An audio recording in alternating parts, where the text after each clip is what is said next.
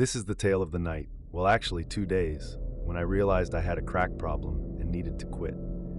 It still feels bizarre to say that I have a crack problem. How the hell did I get to this place?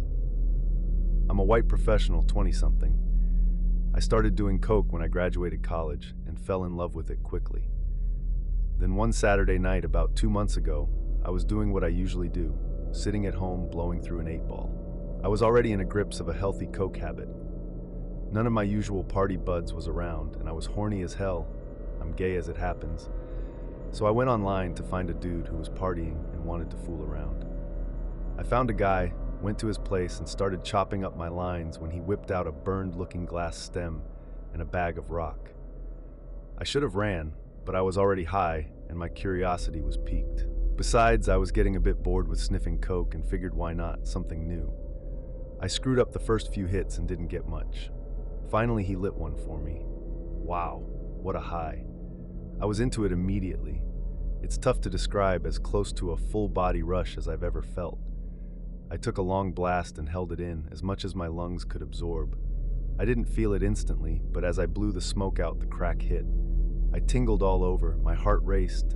Waves of energy and euphoria rushed through my body. I lay back on his bed and couldn't move for a minute or two. It was unreal. It wasn't speedy the way coke is. I didn't get the urge to run around the block like when I sniff coke. I just felt totally energized and somehow relaxed in a weird way. And after about 5 minutes, I really wanted more. Crack, I soon discovered, had one big difference for me from coke. When I would binge on coke, I would always reach a point where it just didn't do anything for me. After 6, 7, 8 hours of partying, each new line just didn't get me high, and I would really feel like shit and stop. Crack was different. Each hit got me high. Only as the night goes on, the high lasts for less and less time each hit. But each hit holds the promise of a new high. That's what makes it so addicting. That, and somehow after smoking rock, I feel better the next day than when I sniff coke. No crap in my nose, no congestion. I don't feel great, but not as shitty as after a coke binge. So I left this dude's apartment with a number for his hookup. Soon I was smoking crack every weekend. I didn't stop using powder, but every time I blew a rail, my mind would instantly leap to my pipe and want a hit.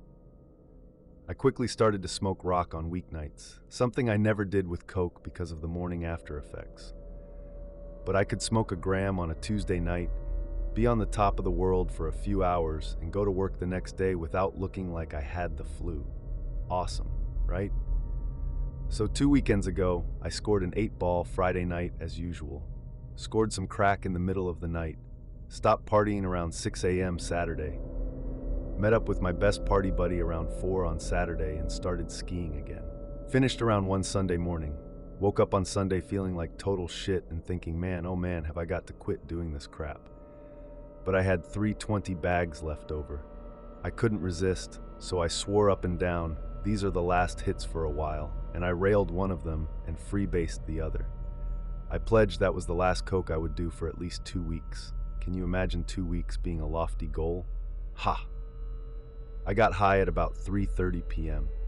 Around 4, I get an email from a buddy. He was smoking some seriously good crack and wanted company. Shit. Fuck. Put on my jacket, paced around my apartment. Should I go? Looked at my pipe, had one more hit in there plus some powder left. Railed a line, took a hit. I was screwed. Pretty high, craving more, excited, energetic, feeling dangerous. I have to stop, but I can't fucking resist. Promise myself I'll go there, have a few hits, and be home by 10 at the latest. Out the door I go. I get home at midnight, stoned out of my mind. We smoked, I don't even know how much. We ordered baggies for myself. Took a giant hit when I left, and I run into my apartment to start hitting my rocks. Fuck. Where did my night go? So I'm at home in the wee hours of a Monday morning, glued to my coffee table, hitting my pipe.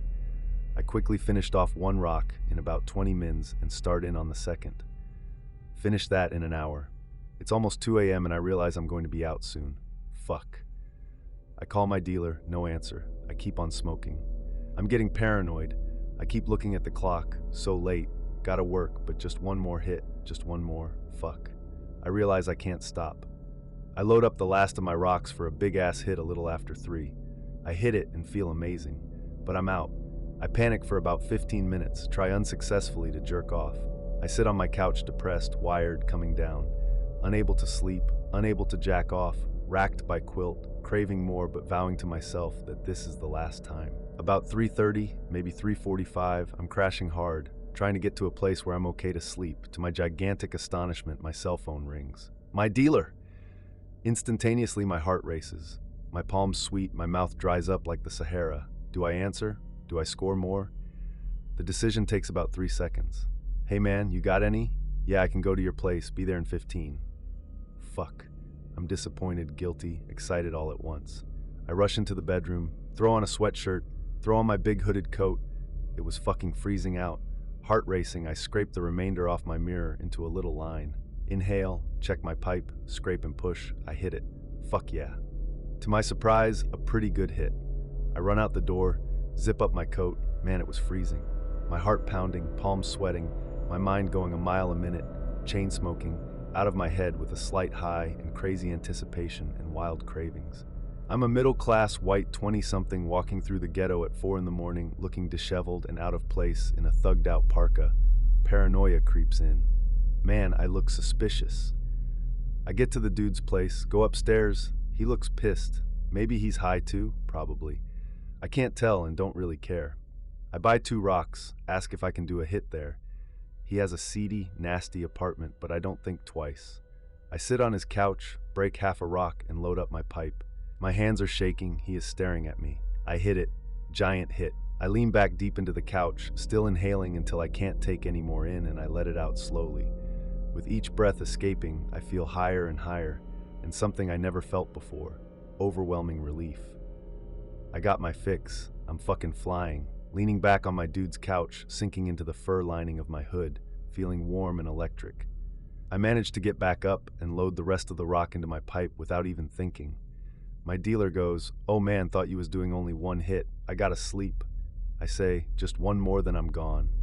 No sooner do the words escape than I realize I only have 1 rock left. I reach into my pocket and get some cash. I buy another rock. I take my hit. I'm fucking fleeing. I'm shaking. Energy and euphoria are washing over me in waves. My dude looks at me and says, "Man, you got a serious problem." I just ignore him, thank him, and leave. I think to myself I got at least 5 or more good hits left in my pipe, so I walk down instead of taking the elevator. I stop halfway and have a blast. On the first floor I stop. I need a blast before the torturous walk home. Paranoia again. I could get caught, but I want it. Fuck. I flatten myself against the wall, look around over and over, and hit the pipe. Big hit. Nice. I walk out into the ice-cold night. Chain smoking, high as a freaking kite, I start heading home. Walking home in about 10 minutes, maybe 15, I'm finding again. Gotta get home and hit. Gotta get that next big fucking hit. I instinctively walk a block out of my way to a quieter, more industrial street. Nobody around. Can I take a hit here? Fear and excitement and paranoia wash over me and mix with the crack high. There is a deepish, unlit doorway. I duck into it, pressed against the wall. I'm fucking terrified. I could totally get caught, but I want it bad, bad, bad. I zip my coat all the way up, my hood is huge and it's inside out, and when I look over my shoulder, I can't see past it. I feel like I'm going crazy. I think I should just go, but I reach in my pocket for a cigarette and feel the pipe. Fuck, waves of cravings. I pull it out and hit it again, then I hit it 1 more time. And I turn to go. I did it! No cops. I'm a fucking badass and higher than I've ever been. It's amazing. It's thrilling. I'm strangely freezing as I light a cigarette, tug the fur of my hood around my ears, and think to myself, this is perfect. It's absurdly early on a Monday morning. I'm smoking insane amounts of crack and feeling amazing. Nobody is out. I've got the city to myself and I'm untouchable. I can't get caught. I'm on top of the world. This is what I've always looked for. This is how I want to live the rest of my life. I think to myself, man, I'm totally hooked. I'm a total crackhead. How did I get this way? Thinking I'm addicted makes me aroused somehow. I'm living totally dangerously, and all I want to do is get home and have my next hit. I get home, don't even bother to take my coat off. I break up the second rock and start hitting big giant hits. 2, 3, 4, 5, 6 hits. It's after 5 now, and I'm feeling super paranoid and starting to feel sick. This has never happened before. My eyesight is blurry. I can't talk, can't think straight, heart pounding. I'm terrified that I've OD'd. I try to think how much I've done, but I can't remember. It only makes me feel sicker. I get a bucket from the kitchen and dry heave for 30 mins. Then I pass out. I wake up in a few hours. Fuck. I have to go to work. What did I do? I'm in my living room, still wearing my jacket. Almost instinctively, I reach for another hit. Still got a rock left. I feel awesome again. I manage to shower, have another hit, go to work, get home and finish off the rock. I managed to make it to bed at 1 on Tuesday morning. I called in sick on Tuesday. I must have slept 13 or 14 hours. I have no idea how much I smoked or if I really did OD. Sure as hell felt like it. It was a crazy experience. I felt terrible for the rest of the week. I vowed to never smoke crack again. That was 2 weekends ago. I haven't smoked crack since. I did 1 gram of coke last weekend, but that was it. It's Sunday night, and I've been clean of any coke whatsoever this weekend for the first time in 3 months. But I'm craving it really, really bad. I'm horny and turned on writing this and thinking about it. I'm gonna do some shots, jerk off, and go to bed. Hopefully I'll get through the next month clean. Crack is responsible for my 2 most vivid memories. The first time I tried it, and when it came very close to killing me. I was introduced to crack cocaine. Incidentally, I did not try snorting the powder form until after I smoked crack, by a couple of friends who sold me high-quality weed made by the Canadian government for those with medicinal marijuana permits. I was already severely drunk from malt liquor and stoned from marijuana that night. They called a trustworthy dealer and bought a gram of high-potency crack, usually caramel-colored, for 120 can, or roughly 75 USDs. They stuck some Brillo pad in a pipe and broke off about 1/10 of the stone and walked me through how to smoke it properly. Even though the effects of smoking cocaine are as close to being instantaneous as possible in the drug world, I did not know what to expect, so there was about a 10 or 15 second delay before I realized how powerful this drug was.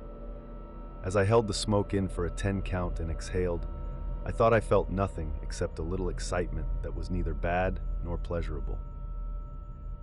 The complete rush some writers have called a whole-body orgasm hit me shortly after, and I distinctly remember demanding more as soon as the realization of heaven on earth came.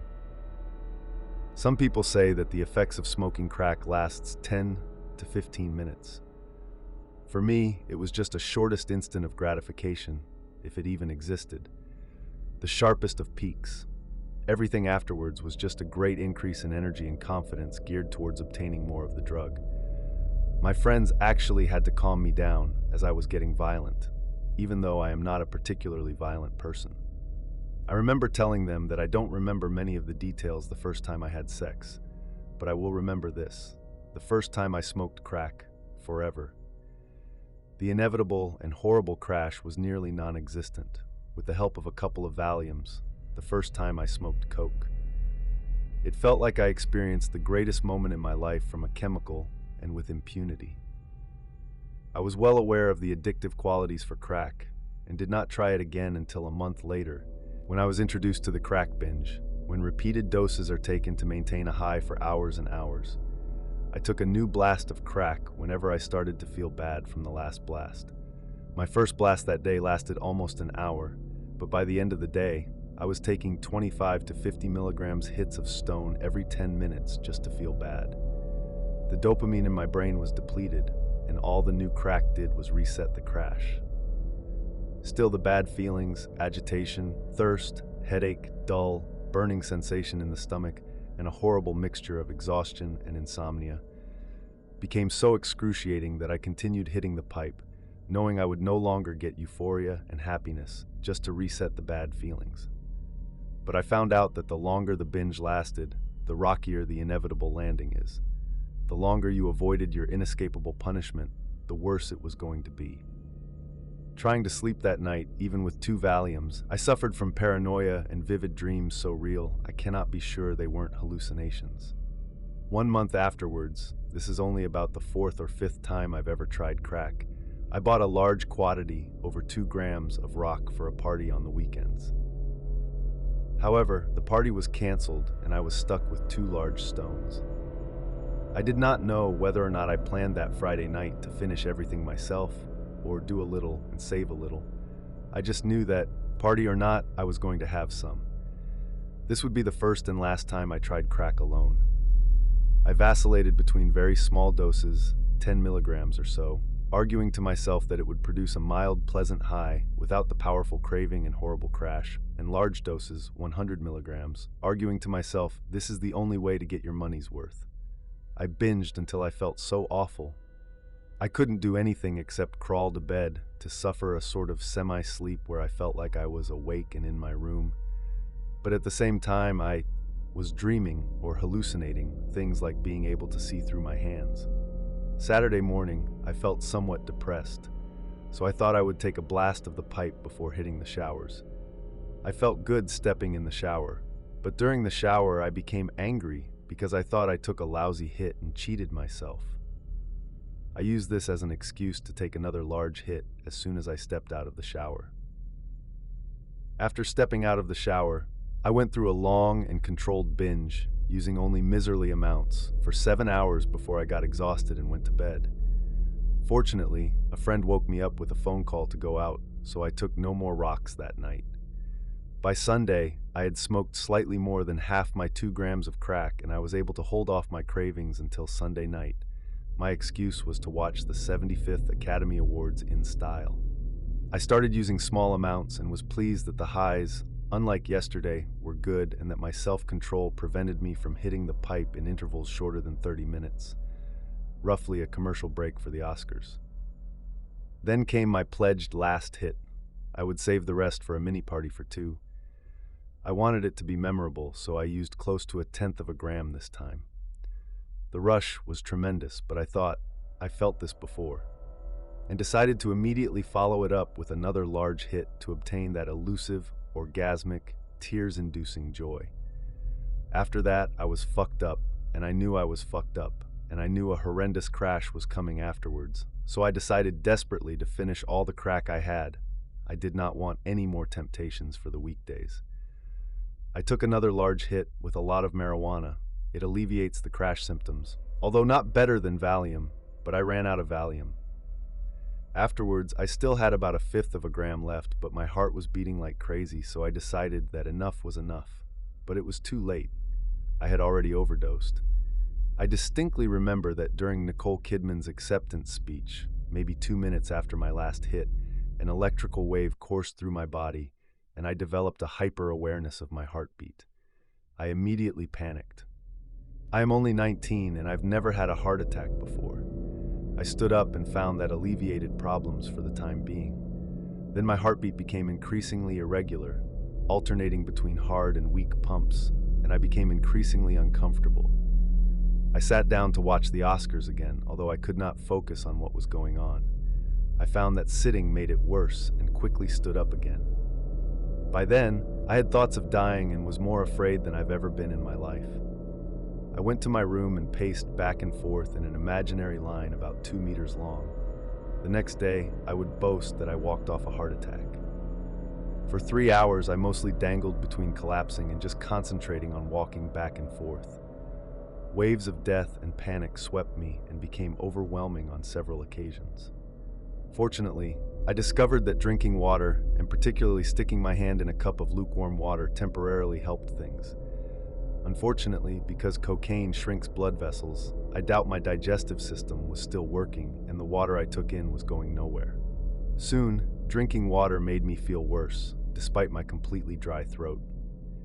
Eventually, I felt waves of ice running down the blood vessels or nerves of right side of my body. My right leg went numb and blue. My lips turned cold and blue. My fingertips became icy cold, but I was still sweating a little from my palms, a good sign. Eventually, all sweating stopped, and so did my breathing.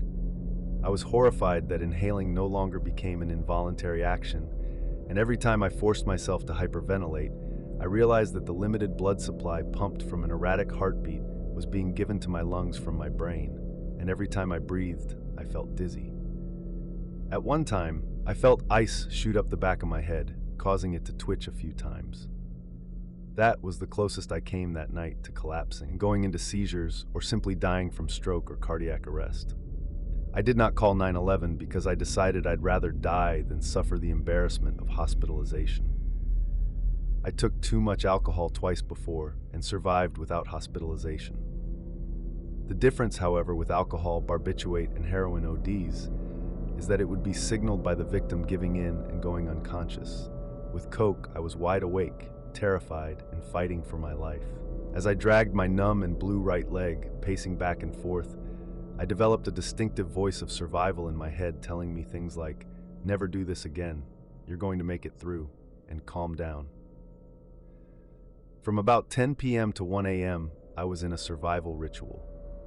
When the routine of going back and forth threatened to hypnotize me into unconsciousness, I would go to the washroom, turn on the tap, and wash my hands. For reasons unknown, this really helped for a short while. Then, when the stimulation of the water threatened to overexcite me, I would go back to my room and walk back and forth. I found that when my legs weakened to the point I could barely walk, folding my hands around my stomach would increase the blood going to my legs. When I could barely feel my hands, I would drop them from their folded position to receive an immediate and comforting rush of blood down my arms and to my hands. And then this terrifying process of sharing of blood between my arms and legs was repeated. When my heartbeat became too weak or erratic, I found that gently putting a hand on my left chest helped restore the beat somewhat. I could do nothing about my lips, gums, and tongue, which were all numb and slightly blue. My tongue was also covered in a frothy white film. Staying in control was an exhausting fight, and by the end, my mind was ready to give up when a wave of relief hit me as fast as a coke rush. I was suddenly aware of more than just my vitals and could look appreciatively towards common items in my room, items I completely ignored for 3 hours. About a minute later, I wanted to pee. Conditions worsened to near death again, followed by another wave of relief. After 1 a.m., this cycle occurred every half hour for about another 2 hours, always becoming less and less severe. Unfortunately, I discovered the obvious long after I was out of the extreme danger zone. Removing all articles of clothing, particularly the belt and the wristwatch, really helps blood circulation. Lying down really exacerbated things, and after I felt confident enough to lay down and attempt sleep, I almost set off another heart attack. There was no crash after Sunday night. The next day could have been the best one in my life. It wasn't for a bad headache, recurring chest pains, it felt like someone punched me in the sternum, and that mix of exhaustion and insomnia. My mood, however, was of celebration. I literally felt like a baby, born again. I went to the mall and smiled at everybody and bought new clothes and a wireless keyboard mouse for myself. I had many things happen to me that could have killed me, but this was the only time I had an internal battle for survival. It was the only time I stared death down. On Monday, there was a genuine feeling of having been given a second chance by someone of inexplicable greatness. I was and I remain devoutly unreligious, despite having always believed in some sort of God. The ultimate realization from being at death's doorstep is frighteningly ambiguous. I am either vulnerable and no more special than anyone else in this universe, or I am special and invincible. A trip to the doctors today confirmed that I have developed noticeable and permanent scar tissue on my heart, confirming an authentic heart attack. I am still young, and I used to run cross-country and still lift weights and play basketball.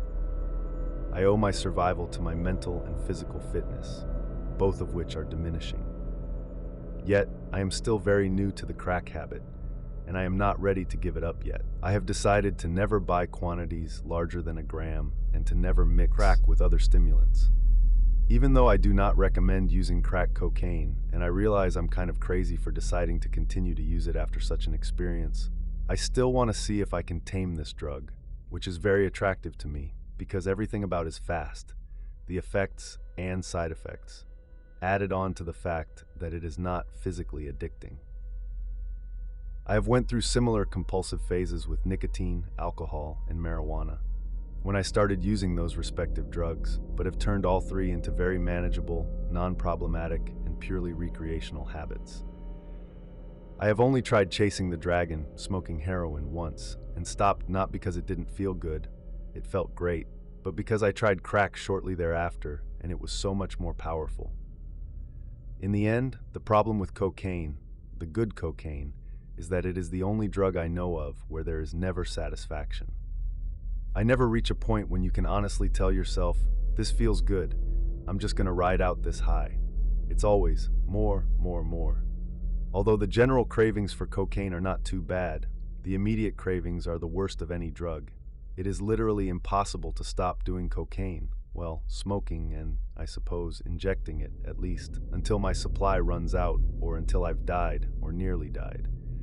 I maintain that cocaine, even in its infamous smokable form, is far from the worst habit to develop. It is while I am doing it that I must be extremely careful.